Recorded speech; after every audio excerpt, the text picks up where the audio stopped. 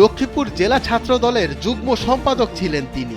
এবারও জেলা শাখার নতুন কমিটিতে শীর্ষ পদের একটি পাবেন, এমনটি প্রত্যাশা ছিল তার। তবে সেই প্রত্যাশা পূরণ হয়নি। তাই নতুন কমিটি গঠনের পর সামাজিক যোগাযোগ মাধ্যম ফেসবুক লাইভে এসে অঝরে কেঁদেছেন তিনি। তার কান্নার একটি ভিডিও সামাজিক যোগাযোগ মাধ্যমে ছড়িয়ে পড়েছে। ফেসবুক লাইভে এসে কান্না করা এই পথ প্রত্যাশীর নাম মোহাম্মদ জাহিদ।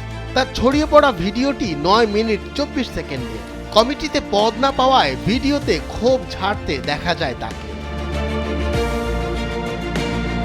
গত 2 মে রাতে লক্ষ্মীপুর জেলা ছাত্রদলের 18 সদস্য নতুন কমিটির অনুমোদন হয়। এতে আবুল বারাকাতকে আহ্বায়ক, আব্দুল্লাহ আল খালেদকে জ্যেষ্ঠ যুগ্ম আহ্বায়ক ও হাসিবুর রহমানকে সদস্য সচিব মনোনীত করা হয়। 30 দিনের মধ্যে আহ্বায়ক কমিটি পূর্ণাঙ্গ করার জন্য তাদের নির্দেশনা দিয়েছেন কেন্দ্রীয় ছাত্রদলের সভাপতি রাকিবুল ইসলাম ও সাধারণ সম্পাদক নাসির উদ্দিন। কমিটি গঠনের পর নিজের ফেসবুক আইডি থেকে লাইভে আসেন আগের কমিটির যুগ্ম সম্পাদক মোহাম্মদ জাহিদ। তিনি দাবি করেন, দলীয় কর্মকাণ্ডে সক্রিয় থাকার পরও তাকে মূল্যায়ন করা হয়নি। নতুন কমিটিতে প্রকৃত কর্মীদের অবমূল্যায়ন করা হয়েছে। ফেসবুক লাইভে কথা বলার সময় কান্নায় ভেঙে পড়েন তিনি। ডেস্ক রিপোর্ট, সময়ের আলো।